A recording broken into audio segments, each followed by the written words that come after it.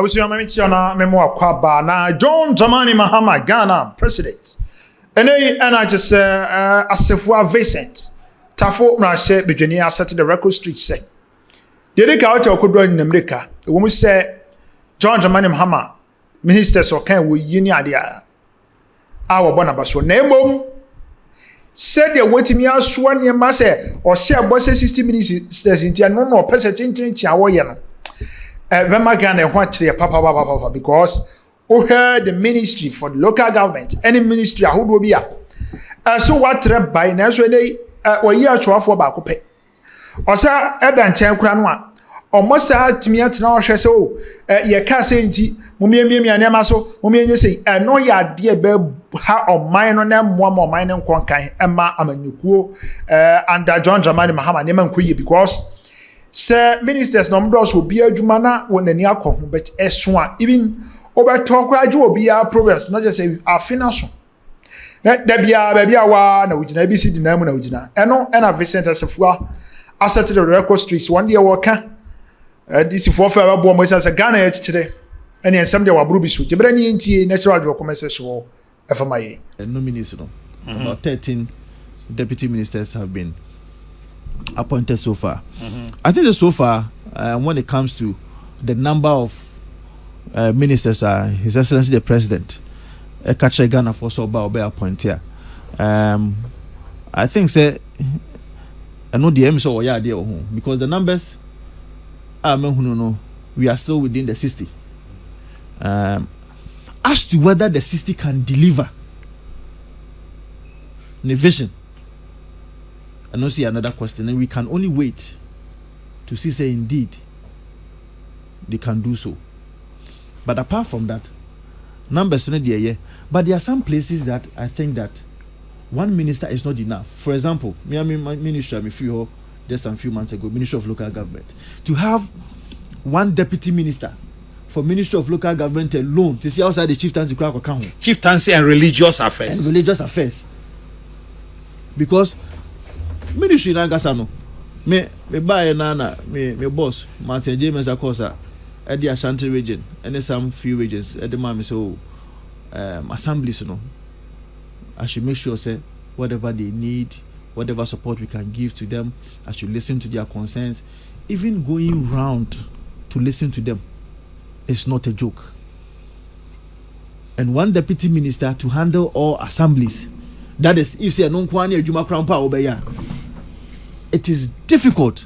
Senior, if I tell you sometimes issues are any assemblies across the country that will need key stakeholders to be able to deal with some of these issues are. And yes, more. To say sanitation, sanitation inherently, it is almost like as a Ministry of Local Government. Inherently, it is not clear, and the sanitation itself also, and some chieftaincy and religious affairs and so on. Sanitation and share fencing. What are resources? Well, I don't think so. But don't worry.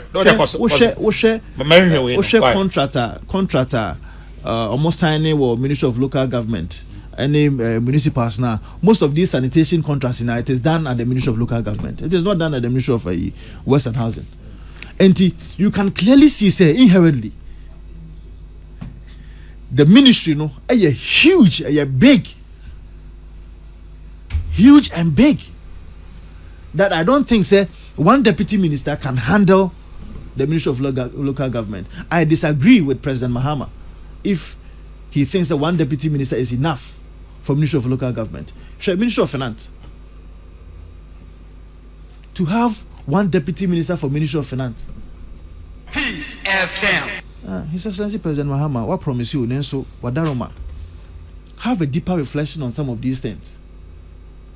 Because a good Ministry of Finance, when I speak to previous finance ministers and deputies in Libya, almost so they don't know how, because even when they were 3 deputy ministers, they saw how difficult the job was. How difficult. And just because you've promised. Yes, you've promised. But you can always have an explanation, cogent explanations to the people of Ghana. If you think that, upon hindsight, there are some ministries be a oye 2 or 3 ebeboa, then you seek for the consent of the Ghanaian people. Now 2 or 3 or now 4 you the count 64, 65 at least for the betterment of Ghana. Kenya the money for the betterment of Ghana. Kenya the money. Tigwame. I think so. Bear 4 or 5 other ministers be also or appointed count. I'm hoping say people like Senator Rollins, at least for that faction in NDC, it is good for their own image. When President Akufo-Addo contested with Alan Kyerematen, ordinarily Ebia no nyana so be Alan Kyerematen position, but for the image and credibility of the party, what you say onim the Alan Kyerematen so no betimi aye dia party no, that faction will have to be catered for. In every political doyen, you have to understand some of these dynamics. To leave out the daughter of a year more founder, I mean, it's not acceptable. I mean, if you look at people like Agaga, Agaga, James. Agaga, Juma, why you parliament, NDC, Pana, ya bought over 50 ministers. Agaga's name cannot be found anywhere. And yet they should be on a teaching yes. Mia Agaga. Oh, and who know what parliament? Man, come anymore. Ever Saba. Now, for their own Zaya, home. And yet they should be on a teaching yes. Many are Professor Smasapon, Ewaha, and Reverend Charles Usun so Ewaha see. Reverend Machakwaba. Kadna, Meduso Brew. Napum. The Unyamia Yeni, the orchestra will be in Tennyson. Not dominating Mobro Hunu, Assassin is one of pay. Nana, when him say, Adia, a Hiamani payina, Obia, Ayana. The Mumini payana, that's why I did a chom. And the Quania who didn't so any pensem when you mean some. In fact, Adia, I am Fessica and toy into Fessica Mohobine. And Tina and Fahonisika Dua or be war. Emeran Swan. Overco. Now, maybe who Ghanaian Times. As if said now, opening the open more and now, Pembesameka Hosman, maybe who they were. When you said an alcohol cemetery, Ubia, you be our Oko who doctors or ministers or former MPs or president or former president or Nananum so elho. Now, most especially, baby, Bayan Marsbury on a day. Over corner who said Doctor Eboho, Professor Boho, Police Boho, Soldier Boho, Captain Nioho, Shusha Nioho, Ubia Nubia. And the Assassin Suana, who's a nippany be more hominous so to say, I say, Omuche Umbru Nipaswa, now mobile. And that is Adia Mabihuha and Anapaya. Metoina Maidi, Chester, I would be cemetery. Na Sabi, Ushe, Manoni. Brofo sie obi kura timi ya aduane kotra enaso na akwako feed ne ho ne maame naso ne papa naso na ohwe sede awudomi cemetery enye se efin kura keke o sede ho asie fu na obi ya be ko obi. It's like prison. Amanyoni bi akọ prison ba open reforms, but say onko ha prison for who here because enne I think one city I call 1 city 50 pesos a day. 1 city 80 pesos. 1 city 80 pesos a day for a prisoner. 1 city 80 pesos a day for prisoner.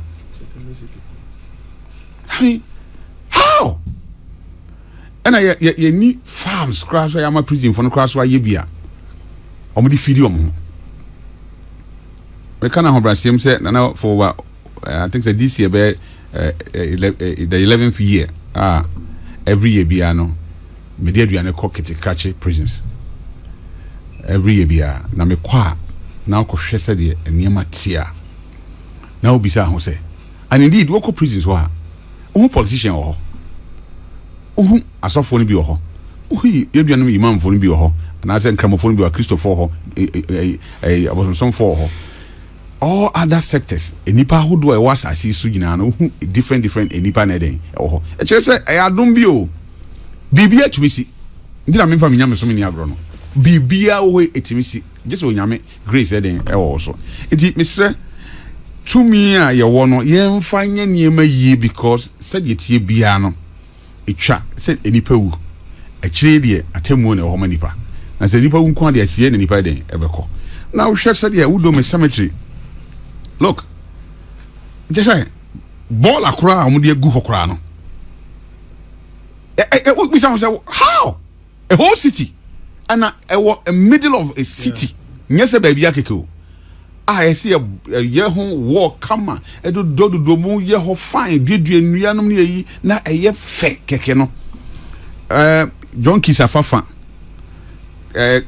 car you can say fit mechanics ho afafa ball afafa wura so afafa ɛna yaya ho basa and go there and check enana ɛwɔ hɔ no enipa bi a ɔmudin den egugu saa enana so Mr. Odaroma, minim metro cry show me say, but I'm sure say